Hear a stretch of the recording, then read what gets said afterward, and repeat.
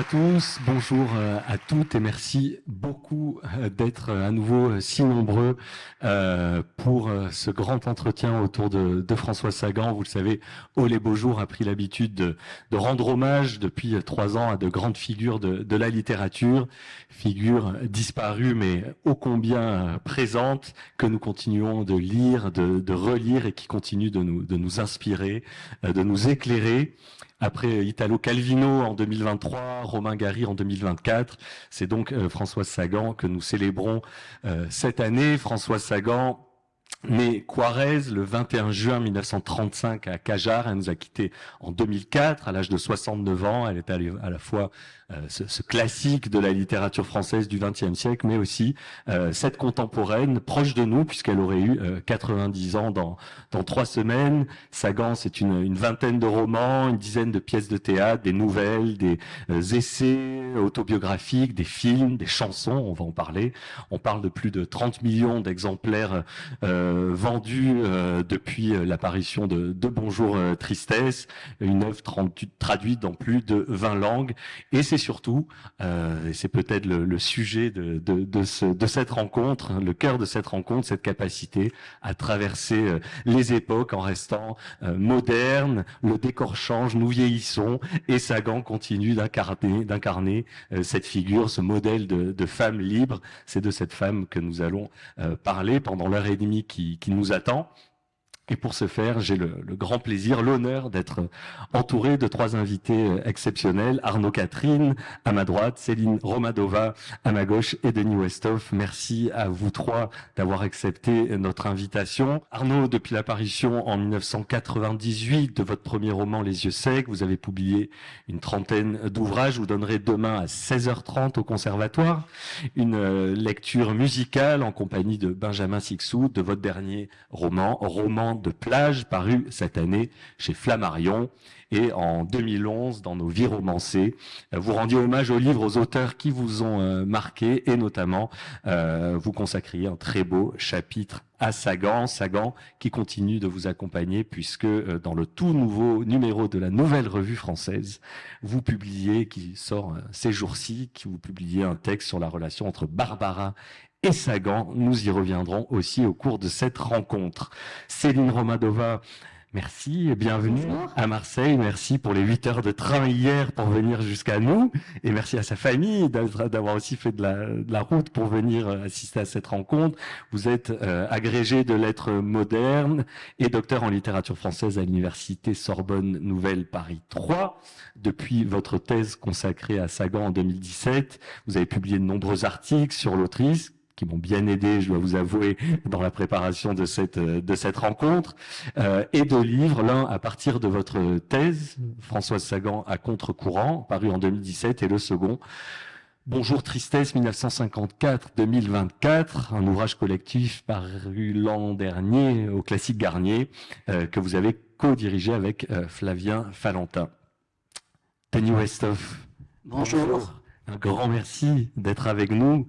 Vous êtes photographe, auteur, vous êtes le fils de François Sagan. Vous gérez depuis bientôt 20 ans l'œuvre de votre mère, travail que je tiens à saluer ici, tant il est essentiel à la postérité et à la vitalité d'une œuvre littéraire.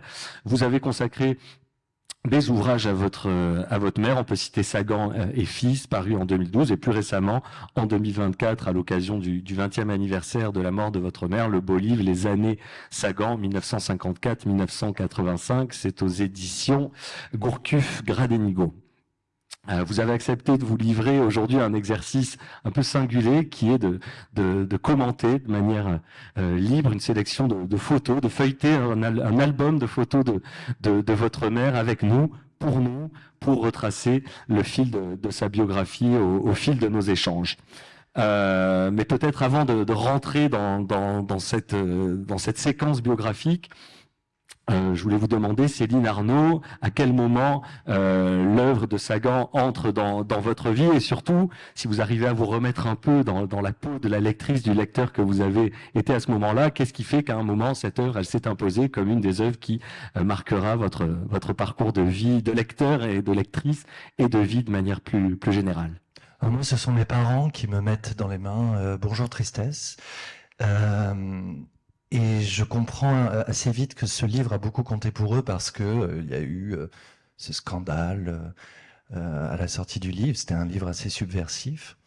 Et moi, je crois que je ne l'ai pas lu pour cette raison-là, la portée subversive, parce qu'elle elle s'était un peu éventée quand même quand j'étais adolescent.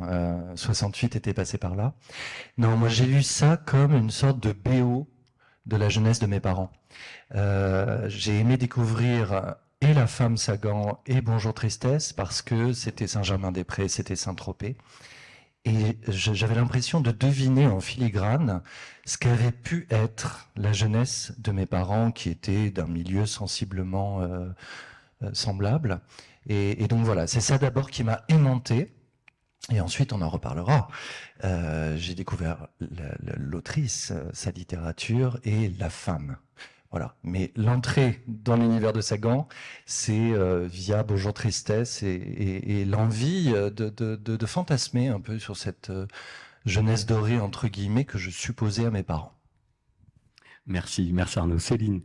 Eh ben moi, c'est mon frère qui m'a déposé un peu un livre de Sagan dans les mains. C'était Aimez-vous Brahms, parce qu'il devait le lire pour le bac. Et donc, j'ai lu les mêmes œuvres que lui. Je suis un petit peu plus jeune, mais donc j'ai beaucoup apprécié l'univers, le côté un peu feutré, intime aussi des relations amoureuses.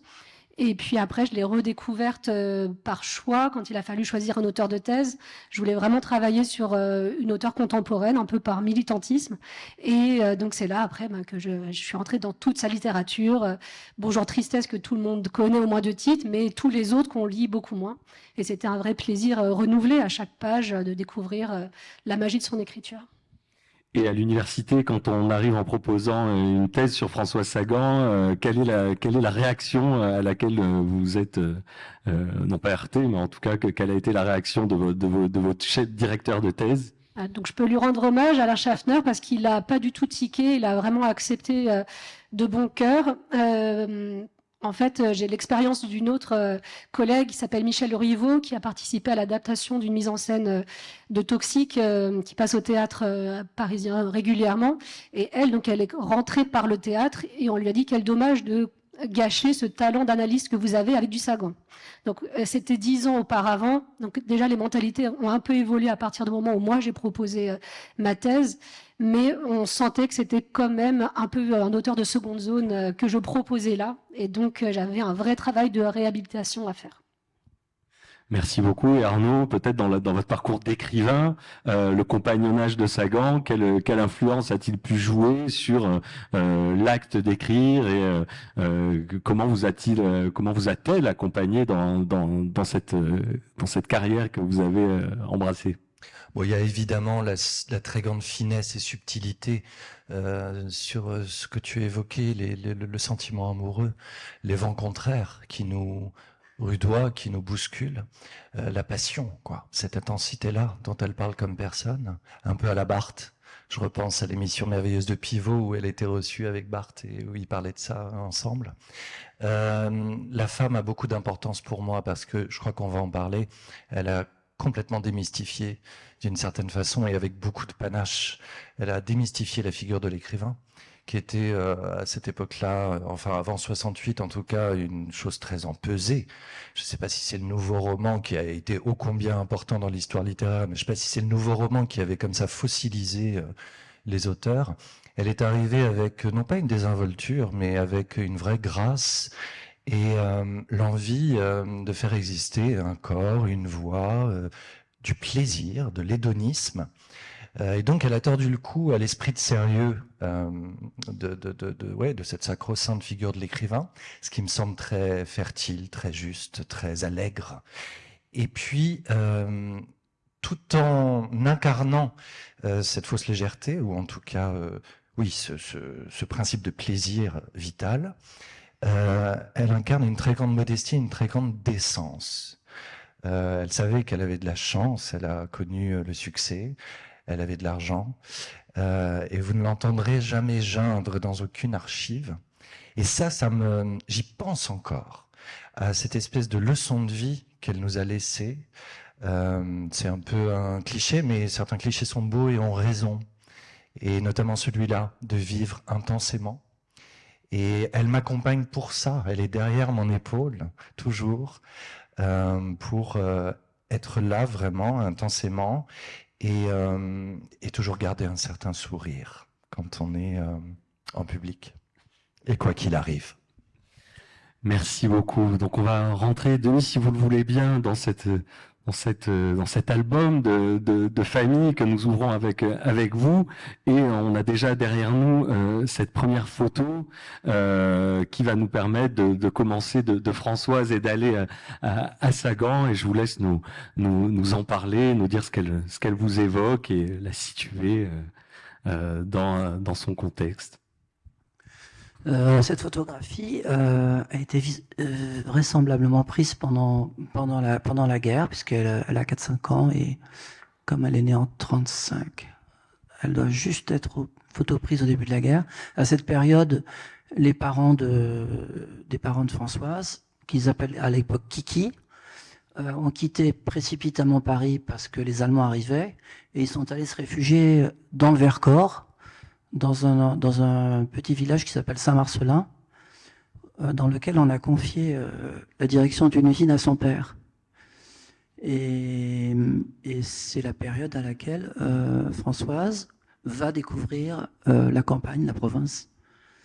Et de cette rencontre avec la campagne, et avec la nature en particulier, vont naître beaucoup de sentiments et beaucoup d'impressions et beaucoup de choses qui vont ensuite être qu'elle va ensuite beaucoup utiliser dans ses écrits, dans ses romans, dans ses livres. Il y a beaucoup d'allusions à la nature, à la campagne, que l'on retrouve dans ses livres qui sont nés de cette enfance. Est-ce que c'est une enfance que vous qualifieriez d'heureuse, dont elle va... D'heureuse, une enfance très heureuse, parce qu'elle est la cadette de 3 enfants. Elle a eu malheureusement un frère qui est mort presque à la naissance. Et à l'époque où Françoise est née, sa mère a déjà 35 ans, ce qui à l'époque est âgé pour une femme. Et donc cette naissance est considérée comme une bénédiction par la famille. Et toute l'affection et toute la tendresse de ses parents va se porter sur elle. Et donc, elle va être une petite fille extrêmement choyée, extrêmement aimée, extrêmement gâtée. Et elle aura toute la chance que peut avoir un enfant par ses parents, l'affection que lui portent son frère, sa sœur et ses parents. Et en ce sens, on peut dire que le bonheur qu'elle va connaître, la chance qu'elle va connaître, commence dès le plus jeune âge. Parce que Bonjour Tristesse, c'est un succès évidemment foudroyant, mais la chance qu'elle a commence très tôt, puisqu'elle a cette enfance d'une enfant très gâtée, en fait. Je crois que mais sur laquelle elle reste absolument lucide. Elle n'est pas du tout... elle est extrêmement reconnaissante à l'égard de ses parents et à l'égard de sa famille, de cette attention et de cette affection qu'on lui porte. Merci beaucoup. On va peut-être passer à la seconde photo. Oula. Donc on a avancé on a fait un petit bond dans le temps, mais il faut bien, si on veut retracer tout le parcours. Alors je ne connais pas le coiffeur. Je pourrais pas vous guider, mais je ne vous le recommanderais pas en tout cas. Mais donc cette photo a été prise 14 ans après la photo qu'on vient de voir. La photo a été prise chez ses parents parce que Françoise Sagan écrit Bonjour Tristesse pendant l'été 53, de retour de vacances, parce qu'elle a raté son examen de propédeutique. Elle a été recalée et elle se retrouve sur la côte basque avec son père, sa mère et sa sœur, qui se moquent un peu d'elle parce qu'elle a quand même loupé son examen. Et elle décide de rentrer à Paris avec son père au mois d'août pour achever ce roman qu'elle avait commencé un peu plus tôt et qu'elle n'a jamais fini. Et là, elle décide... En fait, je pense que c'est à ce moment-là de sa vie qu'elle décide de devenir écrivain et qu'elle reprend ce manuscrit abandonné et qu'elle le termine. Et donc là, on est quelque temps, à mon avis, après la parution de son livre, au tout début de sa gloire, si je puis dire. Donc chez ses parents, où elle a vécu pendant encore 1 an après l'écriture la publication du livre. Et toujours l'apparence de la jeune fille très comme il faut, bourgeoisie parisienne du 17e arrondissement. Alors, Toujours un air très convenable, mais pas toujours. Enfin, avec toujours un côté un peu, comment dire, un peu coquin. j'ai aucun souvenir. Je ne sais pas quelle est la coupe de cheveux sur la 3e photo. Vous m'avez mis une pression énorme, là. On est pas mal. Alors ça, c'est une photo qui a été prise au même endroit, chez ses parents, boulevard Malesherbes, dans le 17e, à Paris. Mais à mon avis, elle a changé de coiffeur. Et la photo est prise quelques temps plus tard. Et elle a l'air visiblement beaucoup plus détendue. Je pense que le coiffeur y est pour quelque chose. Elle a probablement déjà, comment dire, connu le succès, enfin, vécu son succès, puisqu'elle a l'air beaucoup plus mature, enfin, elle a l'air plus, je sais pas, plus raisonnée, plus sage, je veux dire, bien que l'autre photo soit un peu trop sage à mon goût. Voilà, je ne sais pas quoi vous dire d'autre. On reconnaît son style, déjà, c'est vraiment une photo qui incarne, je pense, une des premières photos qui incarne son style, qu'elle va garder très longtemps pour les années qui vont suivre, c'est-à-dire le chemisier avec la jupe droite et le côté un peu garçon manqué, comme ça, dont on va l'accréditer pendant très longtemps. Merci beaucoup, Denis. Merci. Et puis on voit sur cette dernière photo, effectivement, la machine à écrire au premier plan qui nous laisse penser bien évidemment que elle est déjà arrivée à ce moment-là sur la scène des lettres et de quelle manière Si je peux me permettre, le balcon qui bien était, sûr. soi-disant, un de ses mots préférés de la langue française. Donc peut-être un détail, mais je ne sais pas si ça faisait partie de la scénographie, de la photographie. En tout cas, ça rajoute un peu plus de sens à cette photo et à ce choix. Donc, on en parlait, cette arrivée sur la scène littéraire de manière un peu fracassante en 1954 avec Bonjour Tristesse, qui va tout de suite propulser Françoise Sagan dans un personnage qui va vite se transformer en une espèce de mythe. Et ce qui est intéressant avec cette image du mythe, c'est que Sagan a vécu avec, elle l'a même vu évoluer, c'est-à-dire qu'elle a vraiment vécu avec ça dès ses 18 ans et jusqu'à la fin de sa vie. Céline, ce mythe, par quel mécanisme il naît, dans quoi il prend racine, et qu'est-ce qu'il y a, selon vous, de faux, de vrai, de juste, d'injuste, d'exagéré dans ce mythe Sagan qui naît très vite après l'apparition de Bonjour Tristesse? Il faut comprendre qu'elle a été extrêmement médiatisée et donc elle a un petit peu correspondu à une sorte de vedettariat assez américain finalement. Donc on a pu la comparer à James Dean, à Marilyn Monroe pour le côté populaire, sur le fait qu'elle soit poursuivie par les journalistes, etc. Elle a effectivement mis en avant le succès extraordinaire qu'elle a eu, et on lui a reproché, comme on l'a dit, d'avoir vécu pleinement son succès, c'est-à-dire qu'elle a tout dépensé, comme son père lui avait recommandé quand elle a reçu les cachets de Bonjour Tristesse. Elle a vécu son succès peut-être comme un homme ou comme on imaginait qu'un romancier à cette époque pouvait le vivre. Donc justement, en achetant des voitures de luxe, en vivant des soirées mondaines. Et donc, elle n'avait pas l'image de l'écrivain reclus qui travaille à son bureau toute la journée. Ça ne veut pas dire qu'elle ne travaillait pas, mais elle travaillait à des moments différents et justement dans l'intimité. Et c'est pas l'image publique qu'elle donnait à voir. C'est ça qui a peut-être trompé finalement le public, qui s'imaginait que ce n'était qu'une jeune fille puis une jeune femme dévoyée qui passait son temps chez Castel. Je me souviens d'une archive très drôle, parce qu'il faut qu'on parle de ça aujourd'hui quand même, hein, combien cette femme était malicieuse. Et justement, sur le métier d'écrire, le journaliste lui dit « François Sagan, on vous a reproché parfois d'avoir bâclé certains de vos livres ». Et elle dit « Oui, tout à fait, j'ai bâclé certains de mes livres, oui ». Elle est très naturelle avec ça. Et le journaliste, cueilli, lui dit « Mais pourquoi avez-vous bâclé certains de vos livres ?» Et elle dit « Par paresse ». Et il dit, mais enfin, François Sagan, c'est c'est sérieux d'écrire. Et elle dit, je suis sérieusement paresseuse. Il faut quand même avoir l'idée qu'elle a un peu l'idée d'écrire comme Stendhal le livre en 6 semaines, comme il a écrit La Chasseuse de Parme. Elle a écrit vite, Bonjour Tristesse et Un certain sourire, mais il y a aussi des romans auxquels elle a renoncé, ou en tout cas, elle a écrit 200 pages de Guerlas, ça ne lui a pas plu, elle a tout jeté. Donc il faut avoir bien cette idée aussi que c'est quelqu'un de très exigeant, même si elle a des facilités d'écriture, mais c'est ça le génie, et qu'on peut lui attribuer.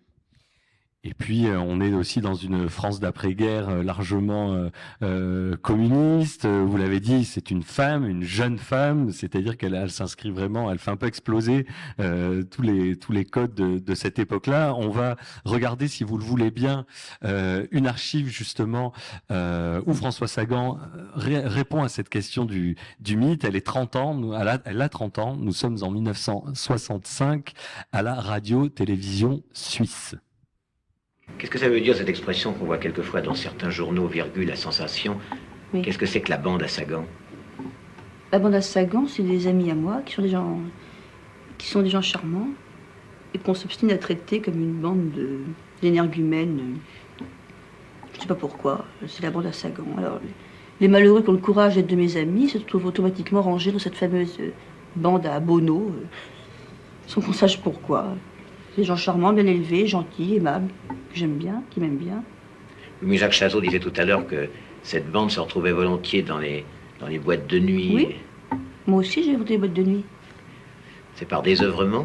Pas du tout, c'est par goût. J'aime les boîtes de nuit, j'aime les gens qui y sont, j'aime boire, j'aime danser, j'aime faire des bêtises, j'aime en dire. Et puis j'ai 30 ans, et puis j'ai pas commencé à vivre comme un crouton parce que je suis soi-disant une intellectuelle, ça me fatigue. J'aime danser, dans 15 ans, j'aurai probablement moins de cavaliers pour danser que maintenant. Oui, alors vous aimez donc vous amuser? Énormément, plus que n'importe quoi d'ailleurs. Vous savez, François Sagan, que le titre de cette émission est François Sagan, un mythe, point d'interrogation. Que pensez-vous de ce point d'interrogation? Pour moi, c'est un point d'exclamation, en effet, oui. Vous reconnaissez l'existence de ce et mythe? Oui, et malheureusement, oui. Pourquoi malheureusement? Parce que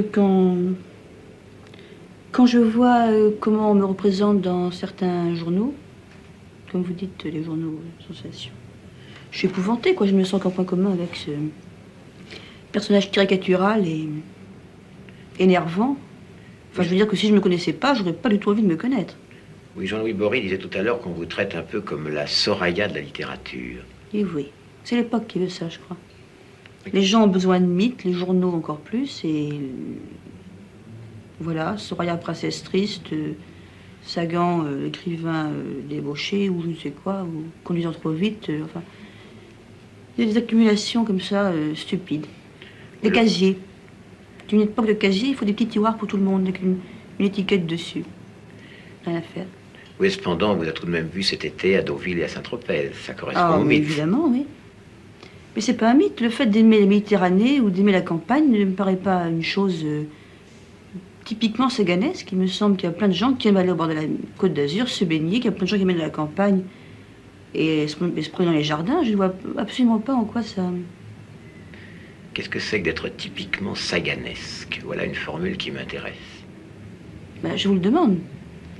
Non, le fait... on va Saint-Tropez parce qu'à Saint-Tropez, on y va depuis 10 ans, qu'on est sûr qu'il y aura les mêmes gens, qu'on ne se comptera pas dans la rue embêtés par des photographes, qu'ils vont pris sur chaque point du port. Ils n'ont plus rien à faire de moi à Saint-Tropez, ils me ficheront la paix. On va à Deauville parce que c'est pareil, que j'ai une maison isolée, que si je vais à Deauville, on m'a fait pris 4 fois sur les planches, en photographie, et que c'est fini, on me fichera la paix. Si je vais en Yougoslavie ou si je vais en Italie, dans un petit port inconnu, je vais avoir forcément le photographe local au trousse. Voilà. Oui, mais je pense qu'alors là se pose le problème pour vous, qui se pose pour toutes les vedettes, de quelque actualité qu'elles soient. La publicité est un mal après avoir été un bien. Oui, mais c'est aussi un bien. C'est un bien dans le sens que mon livre va se vendre plus facilement que si j'étais absolument inconnue. C'est un mal dans le sens qu'on va me casser les pieds pendant un mois. Comme on me casse les pieds de temps en temps que je me promène. Les deux, c'est une rançon, la fameuse rançon de la gloire. Et cette rançon-là vous ennuie? Enfin, le fait d'être devant ces caméras aujourd'hui, c'est un mal nécessaire? Ce n'est pas un mal parce que vous êtes charmant, mais effectivement, c'est un mal nécessaire. est tout de même parfois utile de pouvoir s'exprimer, disons, et de justifier ses réalisations Non, face au public, pas non? pour moi. Je n'ai absolument rien à expliquer. Alors vraiment, que j'ai écrit un livre, tout ce que j'avais expliqué est dedans. Alors après, je fais du blabla parce qu'on me le demande. Mais vraiment, je n'ai plus rien à expliquer. Une fois un livre fini, j'ai mis dedans tout ce que je voulais écrire. Les gens comprennent ou comprennent pas. Et puis après, mon Dieu, je ne sais plus pour rien. C'était lui qui... c'est cette archive dans laquelle il y a l'histoire de Baclay, là. C'était le même bonhomme. Vous m'avez vu venir, elle y répond pas, mais moi je vais vous le demander. Qu'est-ce que c'est qu'être saganesque?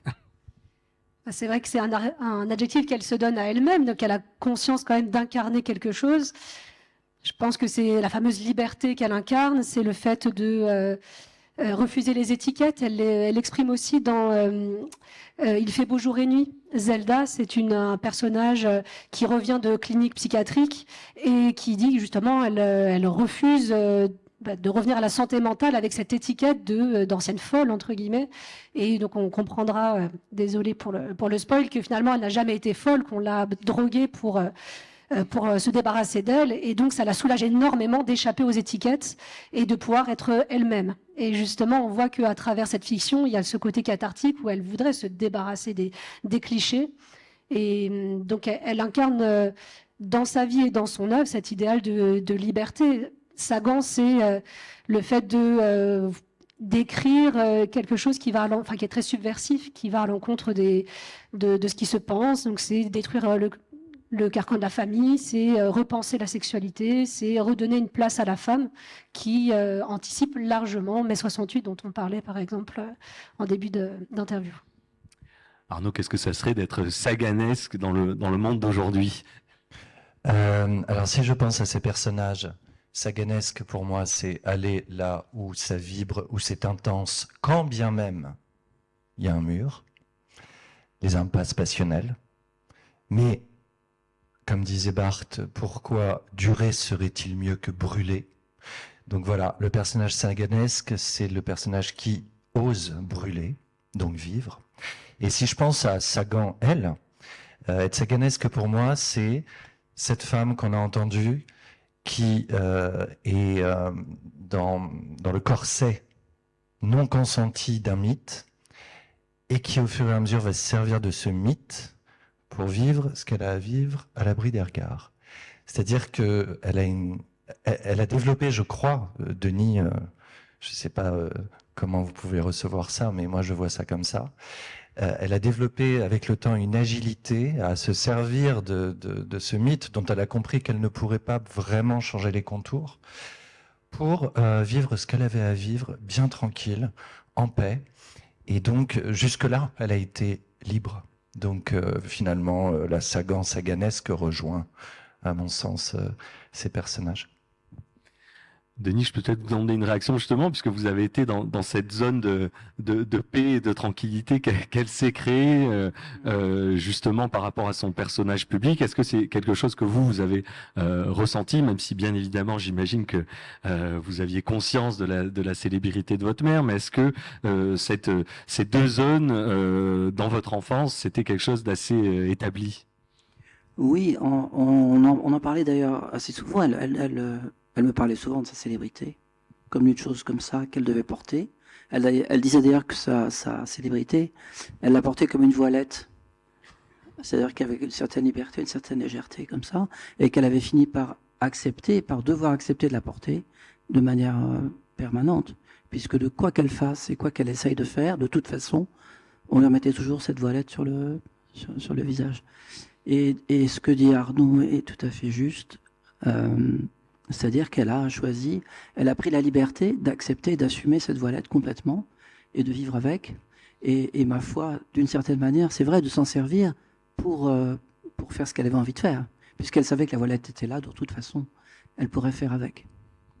Et on est heureux qu'elle l'ait fait parce que ça nous donne des moments comme ça absolument délicieux. Cet extrait, au-delà de ce qu'il raconte, il y a aussi, il laisse voir l'art de la répartie, cette espèce de talent dans l'entretien. Avant peut-être de parler avec vous justement de ce qui est quasiment un pan du corpus de Sagan, toutes ces interviews qui sont absolument, on peut les écouter et les relire de manière inlassable.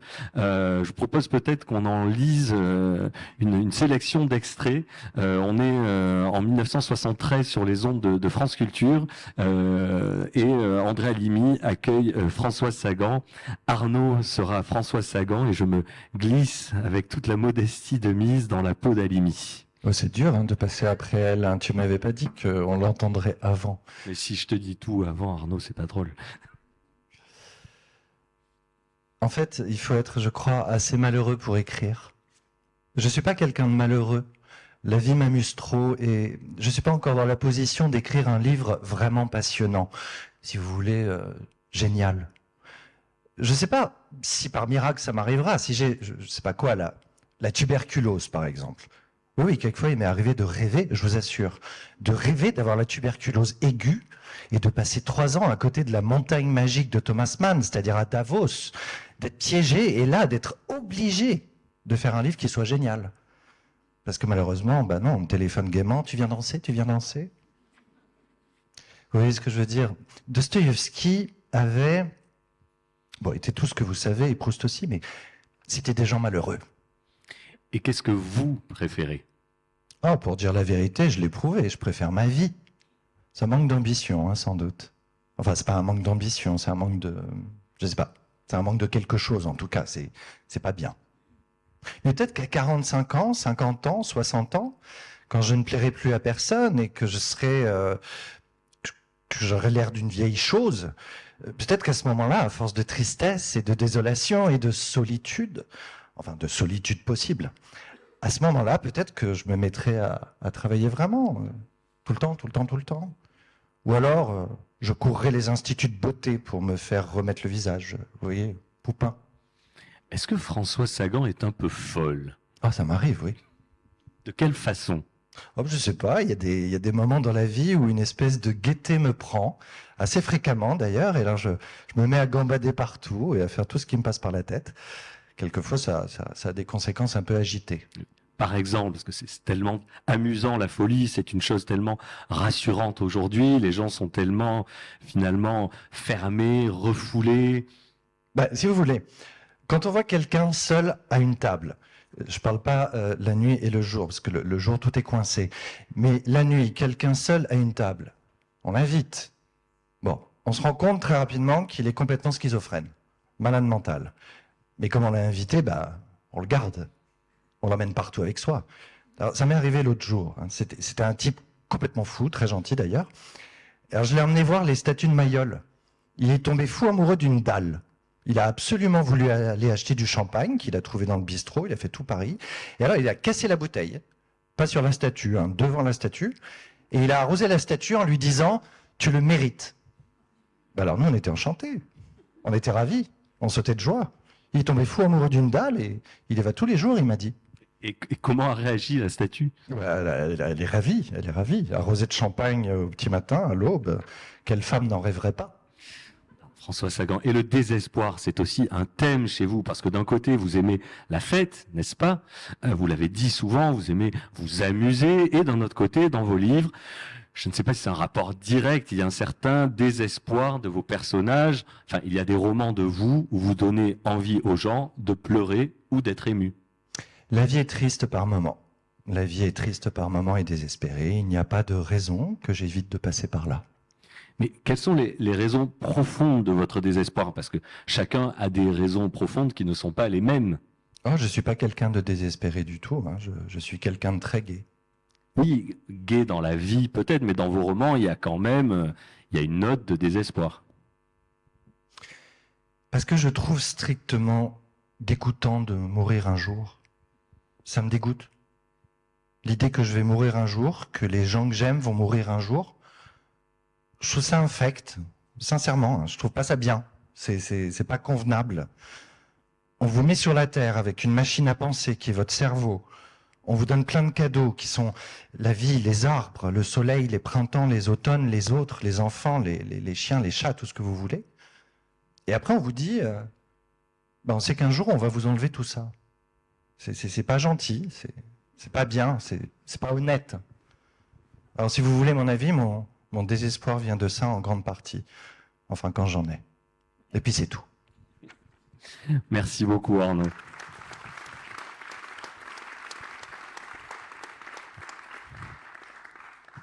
Alors, durant la diffusion de l'extrait et durant cette lecture, on entend des rires, et c'est vrai qu'il y a cet humour chez Sagan. J'aimerais qu'on s'y arrête un moment, parce que depuis tout à l'heure, je nous vois sourire, je vous vois sourire, et c'est vrai qu'il y a quelque chose de très fort. Est-ce que c'est quelque chose, Céline, ce qu'on retrouve dans ces entretiens et qui nous fait sourire, est-ce que c'est quelque chose que vous retrouvez dans l'œuvre? Est-ce qu'il y a un thème de l'humour chez Sagan que vous avez peut-être exploré au cours de votre travail?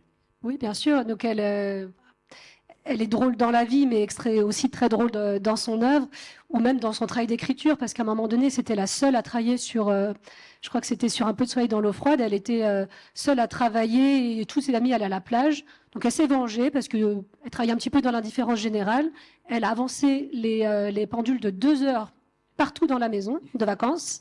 Et donc tout a sonné à 8 heures du matin au lieu de 10 heures, et elle s'est bien amusée en disant, en revanche, comme ça je ne serai pas la seule à me lever tôt pour travailler. Donc voilà, elle était assez facétieuse dans la vie, et dans son œuvre, il y a tout le théâtre bien sûr qui montre bien son art de la répartie. Il y a beaucoup de scènes de badinage, mais de répliques qui font mouche, hein. Et puis dans ses romans, de façon générale, elle est très drôle.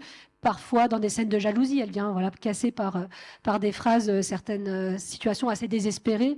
Et donc oui, elle a l'élégance en fait de rire du désespoir. C'est ça qui fait sa force. Et Denis, cet humour, est-ce que ça fait partie aussi de quelque chose qui vous a marqué dans vos souvenirs d'enfance, de séances de rire avec votre mère? En tout cas, est-ce que vous avez ri avec elle comme on rit, nous, avec elle aujourd'hui? Ah, on riait tout le temps.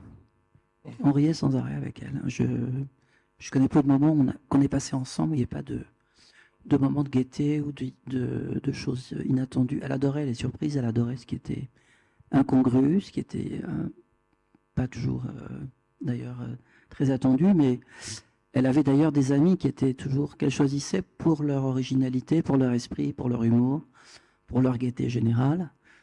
Et c'est vrai qu'elle adorait rire, elle adorait ça, et c'est la seule chose qui l'amusait vraiment. Ça peut être un peu étrange, mais...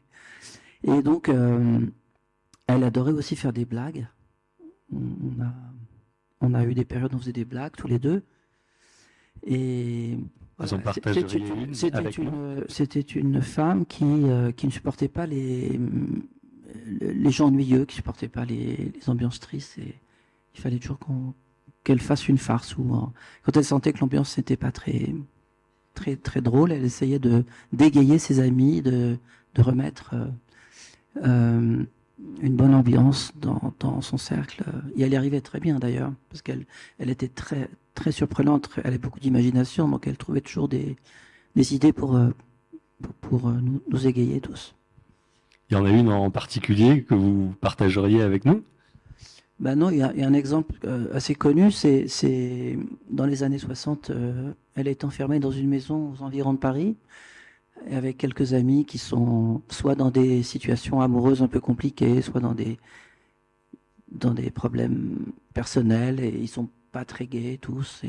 Et elle est là dans cette grande maison, et elle ne sait plus comment amuser ses amis, donc elle commence à écrire un texte de plusieurs personnes. Elle imagine une histoire à partir de plusieurs personnages, et elle va lire ses textes à ses amis, et ses amis s'esclavent de rire, forcément. Et il s'avère que ces textes, elle les garde, et qu'un jour elle les fait lire elle les donne à un journal qui va les publier, et qu'un jour ce journal est lu par un metteur en scène de théâtre, et ce sont les premiers jets de la pièce Château en Suède, qui sera montée 1 an ou 2 ans plus tard, et qui aura beaucoup de succès, qui fera rire tout le public. Merci. Elle était très attentive au fait que ses amis soient heureux, en fait, que ses amis soient gays. Et ses amis, c'est un petit peu le test du gueuloir pour Flaubert. Souvent, elle leur lisait des textes, et s'ils riaient, c'est bon, c'était validé. C'était apparemment le cas pour Les Faux Fuyants. qui est un texte très drôle, qui raconte l'arrivée de Parisiens qui ont fui, qui ont connu l'exode et qui arrivent en province, donc complètement inadaptés à la vie à la campagne. Et justement, ses amis étaient descendus avec elle parce qu'elle était jury au Festival de Cannes, et pour s'amuser aussi, elle leur a fait lire des extraits des Faux Fuyants, et donc ça avait été validé par sa fameuse bande qui l'entourait partout. On va y revenir sur les amis, les amitiés de Sagan. Peut-être pour rester sur cette forme de l'entretien auquel elle se prête volontiers. Arnaud, je crois que dans Nos vies romancées, vous nous expliquez que pour vous relisez sûrement volontiers Sagan, mais en tout cas, c'est vraiment ces entretiens dans lesquels vous allez puiser et repuiser régulièrement. Et ce compagnonnage avec Sagan, il se fait surtout par cette forme-là. Oui, j'aime lire et relire ses romans, mais c'est vrai qu'on a la chance d'avoir beaucoup d'archives. Alors je suis comme beaucoup d'entre vous, je suis avec une cohorte de fantômes. Il y a Duras, il y a Pontalis, il y a Barthes et il y a Sagan. Et c'est vrai qu'il se passe pas une semaine. J'ai vraiment besoin toutes les semaines, soit de la voir et de l'entendre, soit d'aller dans répliques, réponses, tous ces recueils, ou celui que Denis a publié aussi avec des aphorismes. J'ai besoin de l'entendre. C'est comme de reprendre une conversation à bâton rompu avec une amie.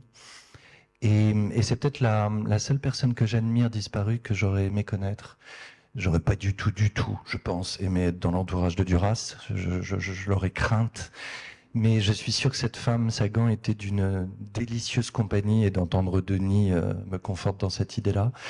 Alors, ça s'est pas passé, mais on a cette chance d'avoir énormément d'archives.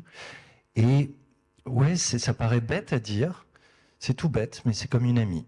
Et j'ai besoin, elle m'apprend plein de choses, sans brutalité, parce que vous l'avez entendu, elle est malicieuse. Elle est faussement légère, comme je disais tout à l'heure. Hein. Vous avez vu le paragraphe, enfin ce qu'elle dit sur la mort. Elle fort profond dans l'être humain, avec une grande élégance, avec une grande décence. Et moi, j'ai besoin de ça. Toutes les semaines, j'ai besoin qu'elle me parle.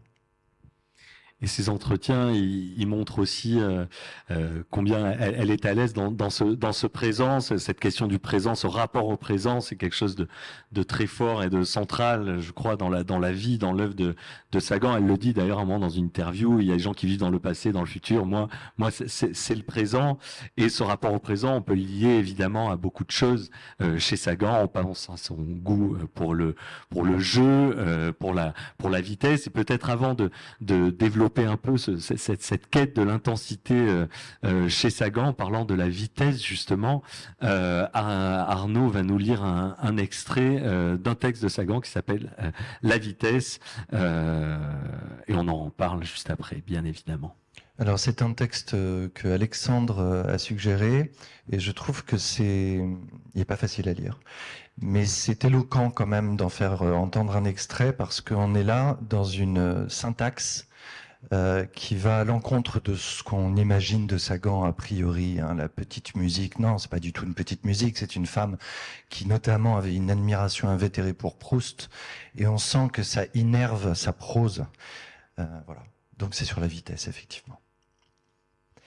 Elle aplatit les platanes au long des routes.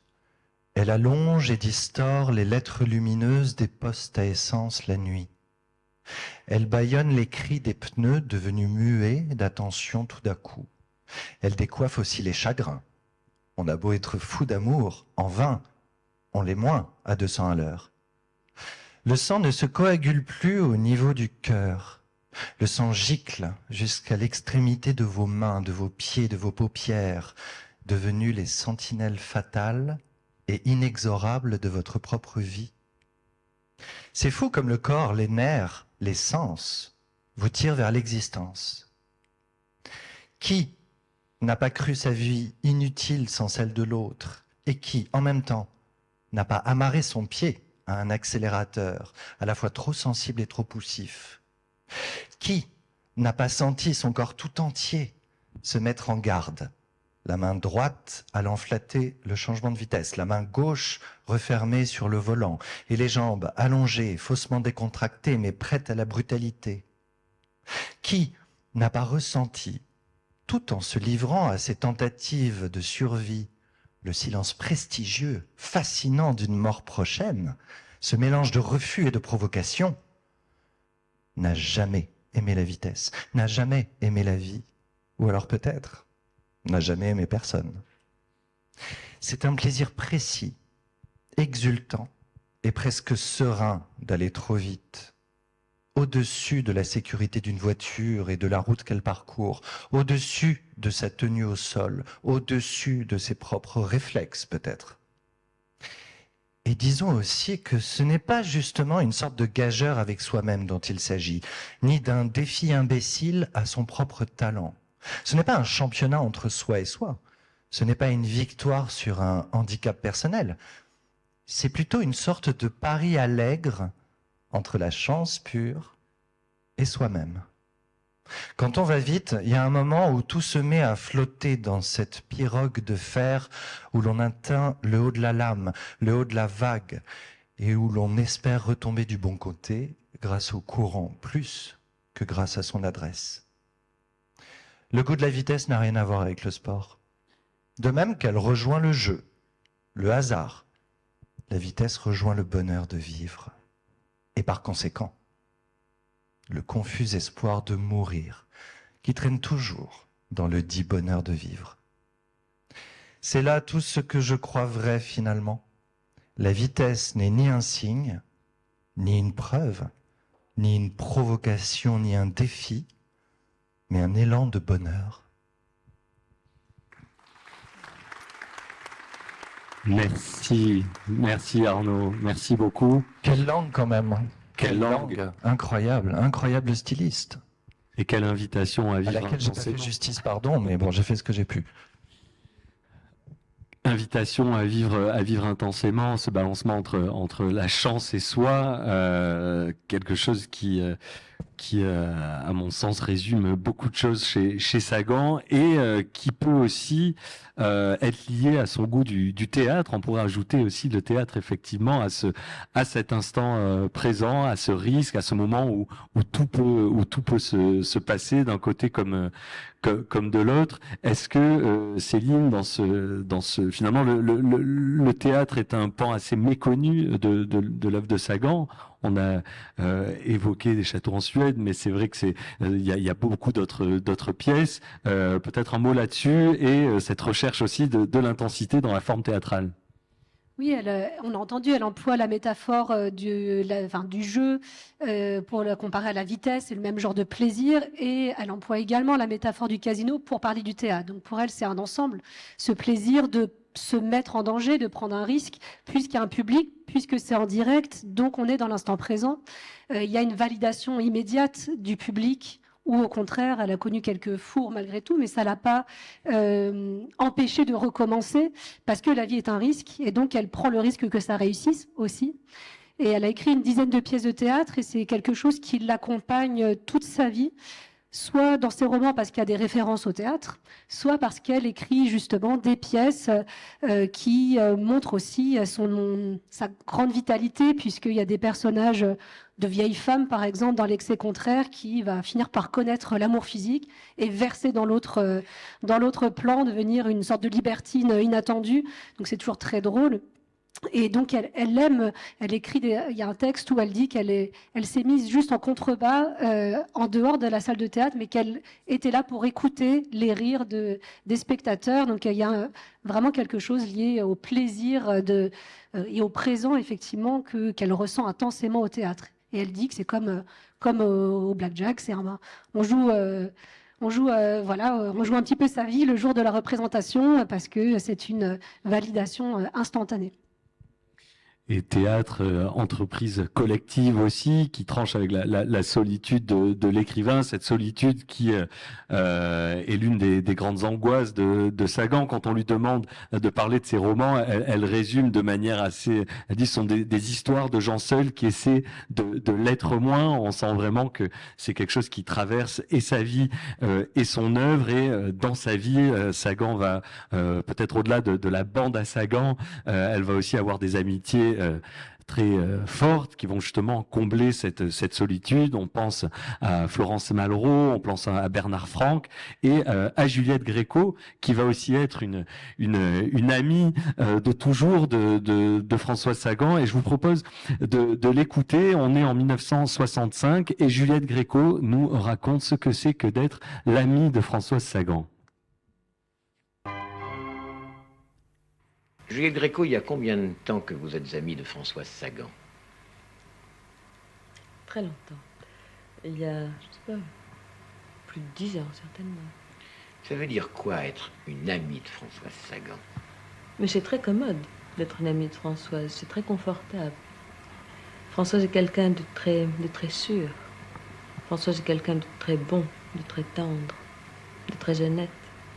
C'est très agréable d'être son amie. Est-ce que l'amitié que vous avez pour Françoise Sagan est une amitié intellectuelle? Parlez-vous de son travail et parle-t-elle de votre travail? C'est quelqu'un de très intelligent qui vous parle beaucoup plus de vous-même que d'elle-même. Il faut vraiment la torturer pour qu'elle parle d'elle. On dit parfois que Françoise Sagan est un petit peu difficile dans son existence quotidienne. Difficile. Pas toujours exacte. Ah, je sais pas, je n'ai pas à m'en plaindre. Personnellement, je n'ai pas à m'en plaindre. Elle est extrêmement polie et courtoise. Qu'est-ce qui l'intéresse dans la vie? Tout. Tout. Les gens l'intéressent, les animaux l'intéressent, les inquiétudes des gens l'intéressent. C'est quelqu'un qui cherche toujours à vous rassurer, à vous calmer, à vous apporter le rire ou le sourire ou à sécher vos larmes si besoin est. On parle beaucoup du clan Sagan. Du clan Sagan? Je sais pas, je pense que peut-être il y a un clan, peut-être il n'y en a pas. Je sais que nous nous retrouvons presque toujours les mêmes les uns avec les autres parce que nous nous aimons. Je pense que c'est ça, peut-être, que vous voulez dire. Vous êtes si différente, Juliette Gréco, d'un personnage comme Jacques Chazot. Oui, totalement. Et pourtant, vous êtes tous ensemble. J'aime beaucoup Jacques. J'ai beaucoup de tendresse pour lui. Je pense que c'est quelqu'un de beaucoup plus inquiet et de beaucoup plus vibrant qu'on le croit. Ah non, mais ça, le problème, je pense, c'est que vous êtes très différentes, vous, lui et Françoise Sagan. Totalement différents les uns des autres. Il y a aussi un autre personnage qui s'appelle Bernard Franck, qui est encore différent. Après le clan Sagan, on parle aussi du climat Sagan. Oh, bah, le climat, il est ce qu'on fait les uns et les autres. Tout dépend de nos humeurs.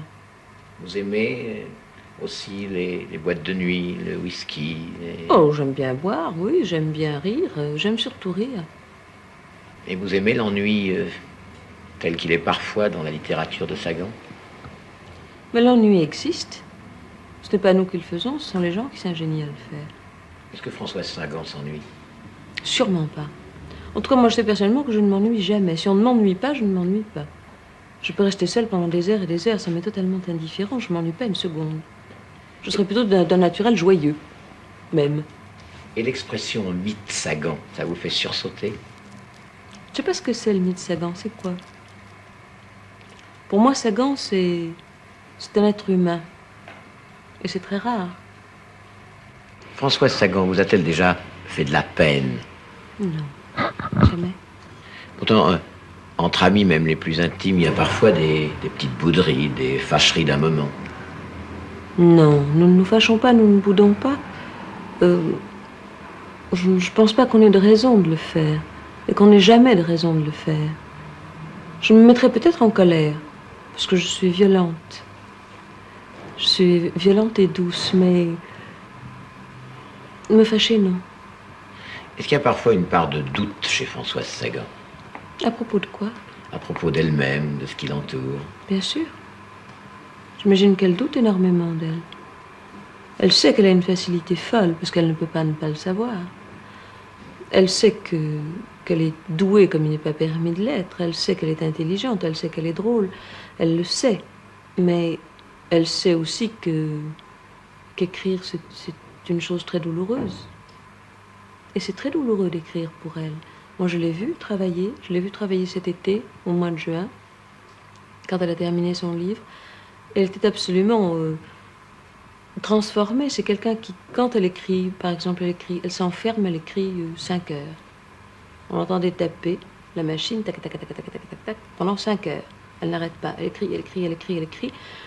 Et tout à coup, on la voit descendre absolument ruisselante, trempée et blême, avec un visage tout creusé, un visage totalement différent.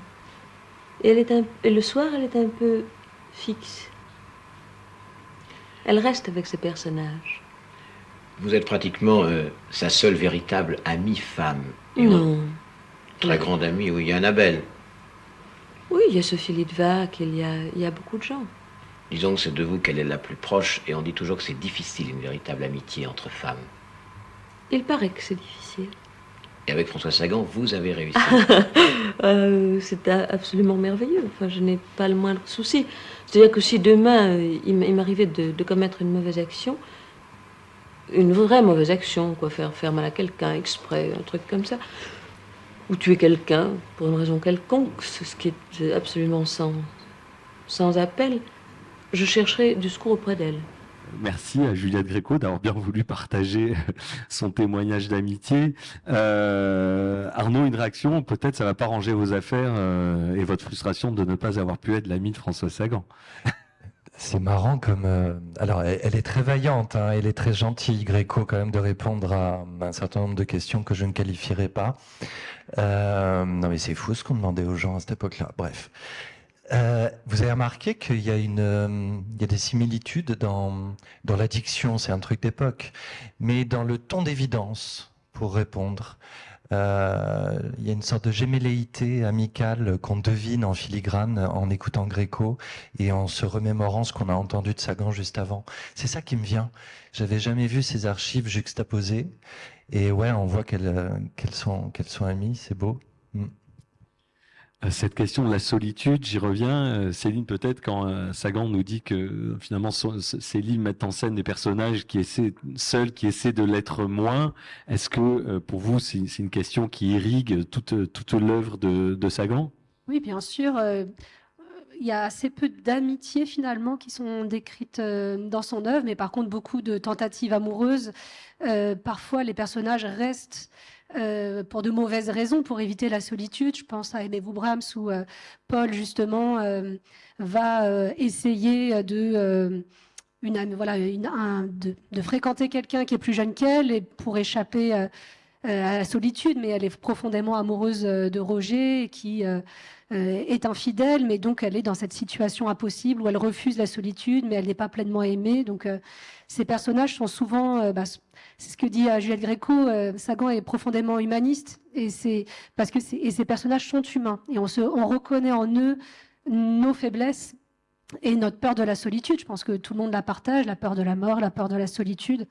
Et effectivement, au théâtre aussi, les personnages s'entourent toujours, comme par exemple Sébastien dans Château en Suède, qui dit moi je reste là alors que je suis un parfait parasite, je suis Sébastien von Millem, coq en pâte, mais parce qu'il il préfère rester entouré que de souffrir de la solitude, effectivement.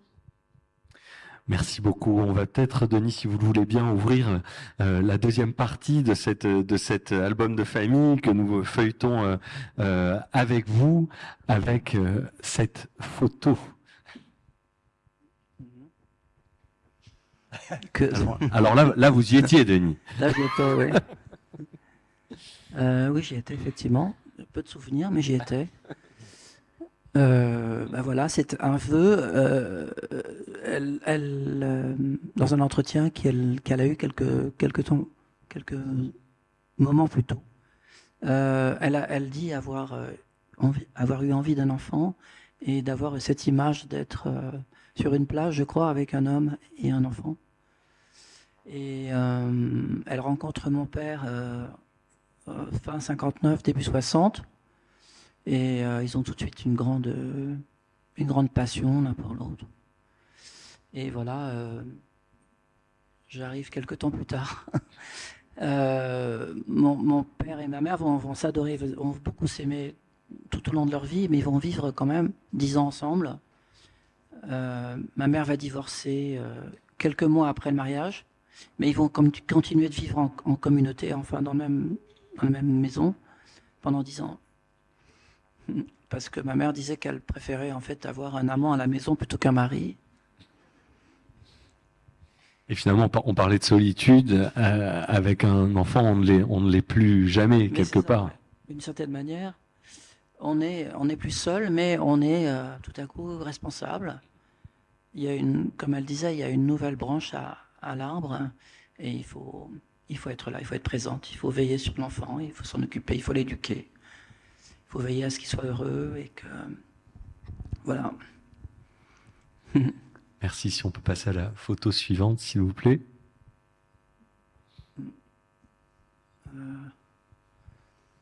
Alors, c'est difficile de parler de cette image. C'est une image qui a été prise pendant le tournage du film Les Fougères Bleues à Megève en 74, 75, je crois, 74. C'est un moment de sa vie où elle était très attirée, enfin, où elle était très sollicitée par le cinéma. Il y a eu beaucoup de projets d'adaptation. À ce moment-là, elle a rencontré à cette période un monsieur qui s'appelle Georges de Beauregard, qui était un grand producteur et qui avait ils avaient beaucoup d'amitié l'un pour l'autre. Et ils s'entendaient très très bien. Ma mère attachant une importance absolument primordiale à la relation qu'elle avait avec les gens, à l'intimité, comment on dit, la confiance, la complicité, qui était très important pour elle. Georges et elle avaient vraiment une vraie complicité, ils riaient comme des bossus, c'était très important pour elle, je le répète. Et Georges était un homme très professionnel, qui a d'ailleurs produit de très grands films. Georges Beauregard avait confié, qui était aussi séduit par ma mère, qu'elle était séduite par lui, le projet de réaliser un court-métrage dans les années 73, 74. Et il lui a confié la réalisation, le tournage et l'écriture d'un petit film qui s'appelle Encore un hiver, qui est un petit film qui dure 9 ou 10 minutes, sur lequel ma mère a eu entièrement carte blanche. Et ce petit film, tout à fait touchant et charmant, on peut le voir d'ailleurs sur YouTube aujourd'hui, a lancé, si je puis dire, François Sagan dans le cinéma. Et ce petit film, qui n'a l'air de rien, a connu un vrai succès puisqu'il a été primé à New York. Il a eu le prix du meilleur court-métrage à New York en 1974. Et de là, enthousiaste, Georges lui a dit « Mais Françoise, il faudrait que vous fassiez peut-être un long-métrage ». Et ils ont choisi d'adapter, enfin elle a choisi d'adapter avec lui, je pensais. Peut-être un autre conseil, une nouvelle d'un de ses recueils qui s'appelle « Des yeux de soie ».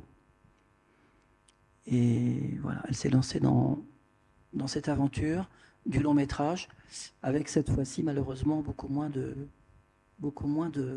bonheur, parce qu'elle a réalisé que le cinéma était un exercice extrêmement difficile et très éloigné de l'écriture, et qu'elle n'avait pas l'emprise, elle n'avait pas l'assurance, elle n'avait pas la manière de percevoir et de toucher les personnages et de créer des personnages, parce qu'il y avait trop de facteurs et trop d'éléments dans le cinéma qui faisaient qu'elle ne contrôlait pas tout à fait.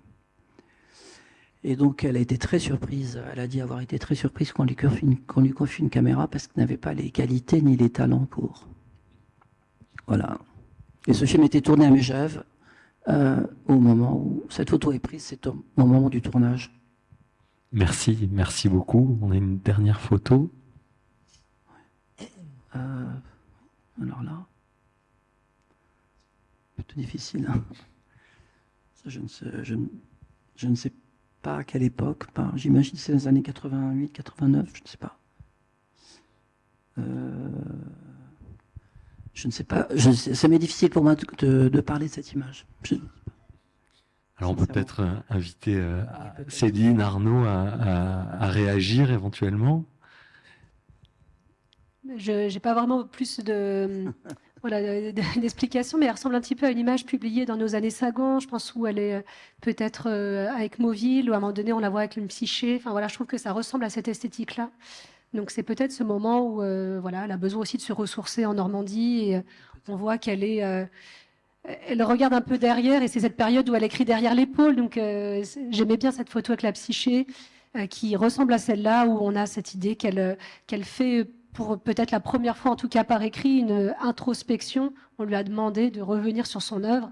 Elle qui vivait dans le présent et qui, justement, a peut-être toujours fui le moment où elle devrait, à un moment donné, se regarder, parce que ça veut dire on se regarde toujours un peu à travers le regard des autres, et ça veut dire accepter peut-être aussi d'intérioriser la norme qu'on a voulu lui imposer toute sa vie.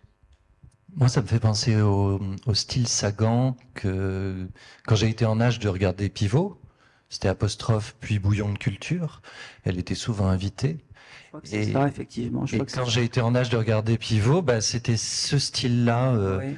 de la Sagan, conseillé par Peggy Roche. On reconnaît vraiment les bijoux et le style. Donc moi, j'ai découvert la femme Sagan à la télé par cette imagerie-là, par ce style. Ça me rajeunit. Merci. Merci beaucoup, Denis. C'est un exercice pas évident et vous y êtes livré avec beaucoup de générosité. Merci beaucoup. Vous évoquez Arnaud Peggy-Roche. Effectivement, on a parlé d'amitié, on a parlé de solitude, on n'a pas encore parlé d'amour, et il faut absolument qu'on le fasse avant que cette rencontre arrive à son terme. François Sagan a été marié 2 fois, la seconde fois avec votre père, Denis. Vous nous l'avez dit, il se sépare peu après votre naissance, mais il reste très très proche tout au long de leur vie. Sagan, d'ailleurs, je pense que c'est dans Apostrophe qu'elle dit qu'elle est toujours, d'ailleurs, de toute façon, de manière globale, restée en très bons termes avec les hommes qu'elle a connus. On le sait, elle aura aussi eu des histoires d'amour avec des femmes, la plus connue étant bien évidemment Peggy Roche, avec qui elle passe la dernière année de sa vie. Au sujet de sa vie privée, elle dit: j'ai une vie privée extrêmement agitée mais parfaitement secrète. J'aime beaucoup cette formule. Alors, il n'est pas du tout dans notre intention d'aller contre cette formule et d'aller dans le détail de sa vie privée, mais peut-être de la dépasser pour toucher à la vision qu'a Sagan de l'amour, de la fidélité, de l'honnêteté aussi, je crois, dans l'amour. Arnaud, cette définition un peu de l'amour selon Sagan et de la manière dont elle l'exerce, quel regard vous portez là-dessus? Je le ferai entendre dans peu de temps. Je préfère lui laisser la parole quand il s'agira de lire la lettre d'adieu. Ça dit tout. Très bien. Bon, on garde ça sous le coude, mais vous nous le promettez. Sagan, elle va pas être engagée dans les grandes cause de son époque, en tout cas quand on y repense. Alors elle signe des manifestes, elle signe le manifeste des 121 en 1960, celui des 343 en 1971. En revanche, elle s'en passe s'intéresser beaucoup au MLF. Elle déclare d'ailleurs qu'elle n'est pas féministe. Elle parle plutôt toujours de son expérience, en mettant en avant justement le fait qu'elle a eu beaucoup de chance avec les hommes. Est-ce que quelque part, dans cette façon quand même de vivre son amour, il n'y a pas là un des grands engagements de Sagan, j'ai envie de dire, dans sa façon dont elle exerce sa liberté et son amour? Est-ce que, Céline, c'est une des grands enseignements qu'on peut retenir de Sagan et de sa vie? En fait, je suis un peu partagée parce qu'elle a gardé secret une partie quand même de sa vie. Elle évitait d'être prise en photo avec certaines de ses compagnes. Enfin voilà, elle a gardé quand même son jardin secret. Mais dans son œuvre, on peut voir que il y a quelques romans à clé. Et par exemple, Un profil perdu est justement dédié à Peggy Roche. Et on parle un petit peu, on parle d'homosexualité explicitement et implicitement. Donc on peut voir à travers son œuvre, elle parle plus d'homosexualité masculine que féminine aussi. Donc cette part-là de sa vie, elle la garde peut-être un peu secrète. Mais finalement, oui, elle a été un exemple d'engagement, mais sans militantisme, comme vous le disiez. C'est une intellectuelle, mais c'est pas quelqu'un qui a théorisé forcément son féminisme ou son militantisme, pas du tout. Et elle fait ce qui lui semble juste, et comme vous le disiez, elle parle de l'amour avec honnêteté. Je pense à Dominique dans Un certain sourire, qui est tout à fait lucide en disant: mais Bertrand, qui est son petit ami qu'elle a trompé, ne me tuera pas. Françoise, qui est la femme donc qu'elle a rendu qu'elle a trompé elle aussi en étant avec son mari, elle dit: mais Françoise ne me quittera pas, ce qui est assez étrange comme formule, comme si elle peut être quittée par la femme de son mari, et le mari ne m'aimera pas. Donc il y a ce futur un petit peu de certitude où elle sait qu'il n'y aura pas de drame finalement et qu'il faut dire les choses comme elles sont en amour, en sachant, comme pour toute sa vie, que tout est éphémère d'une certaine façon et qu'il vaut mieux en profiter quoi qu'il arrive. Et ça, à nouveau, on est dans une France où ce discours-là, il est assez rebelle, j'ai envie de dire, alors qu'on est encore dans une France très codifiée, avec une structure familiale traditionnelle. Tout ça, ça va à l'encontre du mariage. Donc, elle s'inscrit vraiment en opposition à tout ça par l'exercice qu'elle fait de sa liberté. Arnaud, vous nous avez mis l'eau à la bouche avec ce texte sur l'amour. Chez Sagan, cet amour, il a un début, il a une fin. Et au moment de préparer cette rencontre, tout de suite, durant nos premiers échanges, vous m'avez dit « je veux absolument lire ce texte ». Est-ce que vous voulez peut-être nous en dire un petit mot avant, nous en parler après? C'est vous qui voyez. C'est mon texte préféré de Sagan et je me suis livré récemment à une petite enquête dont vous pourrez lire le résultat donc dans le prochain numéro de la NRF, parce que ce texte, vous allez entendre, Lettre d'adieu, résonnait depuis longtemps dans ma tête avec une chanson de Barbara qui s'appelle Le Testament. Il y a des phrases en commun. Et donc, j'ai enquêté, aidé de Denis et de Bernard Cerf, qui est l'ayant droit de Barbara. Et nous avons eu confirmation via une interview de Barbara que Barbara et Sagan sont fréquentés en 68-69 et Sagan a participé à l'écriture de la chanson du Testament. Et donc la lettre d'adieu est un écho à ce testament. Voilà, ce sont deux femmes qui lèguent à l'être aimé, mais quitté, qui leur lèguent tout le bonheur passé. On y va ?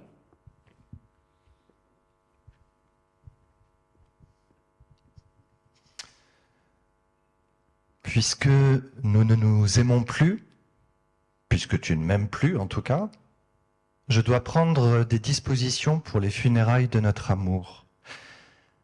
Après cette longue nuit chuchotante et étincelante et sombre que fut notre amour, arrive enfin le jour de ta liberté.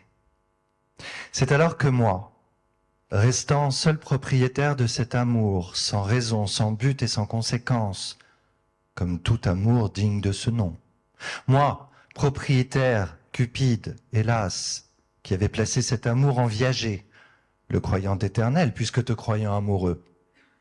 C'est alors que je décide, n'étant saine ni de corps ni d'esprit, et fier de ne pas l'être, je te lègue. Le café où nous nous sommes rencontrés, il y avait Richard avec moi, et Jean avec toi, ou le contraire. Au coin de la rue d'Assas et de la rue de Rennes, nous nous sommes vus, évalués et plus. Tu m'as dit « Ah, je vous connais sans vous connaître. Pourquoi riez-vous » Et je te répondis que je riais de cette phrase idiote. Après, tu me regardais l'air penché. Mystérieux, croyais-tu, que vous êtes bêtes, vous, les hommes, et attendrissants à force. Une femme vous plaît et vous jouez détective. Que vous cache-t-elle, alors qu'elle ne rêve que de se montrer à vous? Ils partirent, Richard et Jean, nous laissant là. Tu pris ma main ou je pris la tienne, je sais pas la suite.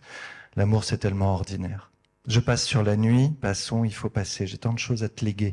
Ah, la première maison, non, ce n'était rien. Nous n'habitions nulle part, nous habitions la nuit. À force d'amour, de cris et d'insomnie, nous devenions phosphorescents de corps, exsangues.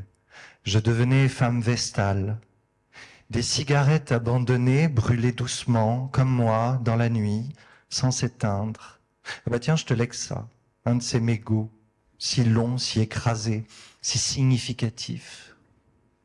Ah, te voilà bien loti, hein, un café triste et un mégot. Je cherche des traces et je trouve des symboles. Je te hais. Comme toi, à l'époque, par moments, tu me haïssais. Jaloux, oui, tu l'étais.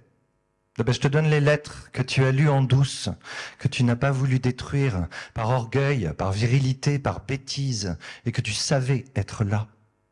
Et moi, qui savais que tu savais, je n'osais plus non plus les jeter. Il y a un instant de l'amour, inévitable, où le pur instinct le plus pur devient mélodramatique. Et nous étions si convenables. Convenables, quel blasphème, convenables, que dis-je? Je n'en peux plus de tous tes airs d'homme, là. J'aimais l'enfant en toi, et le mâle, et le vieillard possible. Pas cette figurine. Je te lègue notre air, tu te rappelles? On dansait, palalalala, on dansait, nous dansions, j'étais fier de toi, tout le monde nous regardait.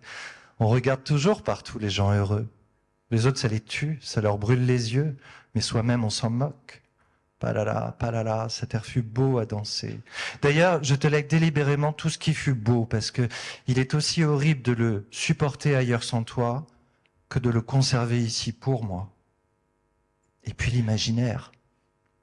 Tu te rappelles ce dessin que nous avions tracé ensemble, un soir triste, sur un double papier, sans nous consulter? C'était le même. Ah ouais, je te jure, nous nous sommes aimés, hein. 2 lits de fer sur une plage, 2 têtes, l'une couleur de paille, l'autre de fer, 2 corps au-dessus de la mer interdite, léchant les pieds du lit. Tu avais acheté un pick-up, j'ignore quel disque tu y mettais. Moi, mon seul air, mon grand air, c'était ta voix disant « je t'aime ». Toi, t'avais dû prévoir du Mozart. Les hommes stylisent volontiers, tandis que leurs femmes hurlent silencieusement à la lune. À ce sujet, tu avais oublié le soleil sur ton dessin.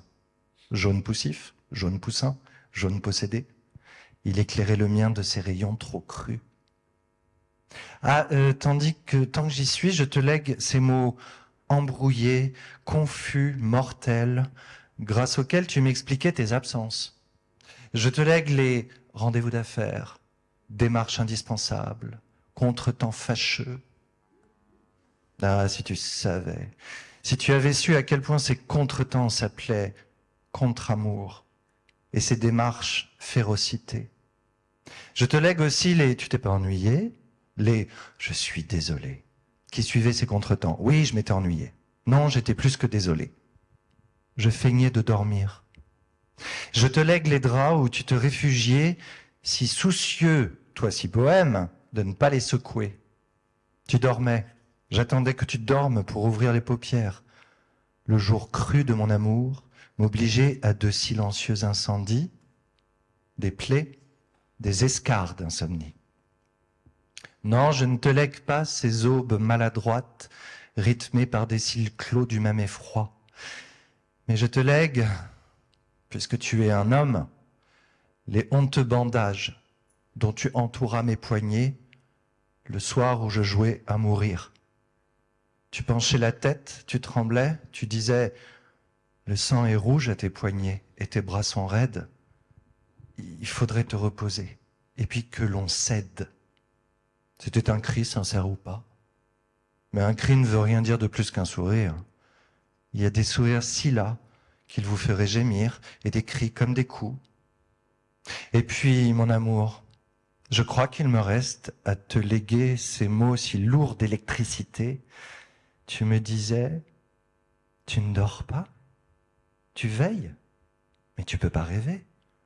Le sommeil est un miel qu'on ne peut pas refuser, et tout cela n'est qu'un rôle, je veux te voir dormir. Tu avais raison, tu étais raisonnable, moi pas. Mais qui a raison, là, dans ce domaine? Je te laisse la raison, la justification, la morale, la fin de notre histoire, son explication. Pour moi, il n'y en a pas. Il n'y a jamais eu d'explication au fait terrifiant que je t'aime. Ni non plus, mais pas du tout, à ce que ça prenne fin. Et nous y sommes. Je ne te lègue plus rien. Tu le sais, il n'y a rien d'autre à léguer, rien de compréhensible, rien d'humain. Surtout rien d'humain, parce que moi, je t'aime encore. Mais cela, je ne te le lègue pas. Je te le promets, je ne veux pas te revoir.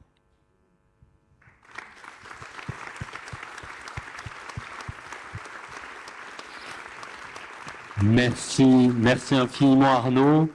Écoutez, je vous propose qu'on reste là-dessus. Je vois pas ce qu'on pourrait rajouter à ce texte absolument magnifique et qui ponctue sublimement cette rencontre. Je voudrais vraiment remercier nos 3 invités, Denis Westhoff, Céline Romain-Dovar, Arnaud Catherine. Merci infiniment.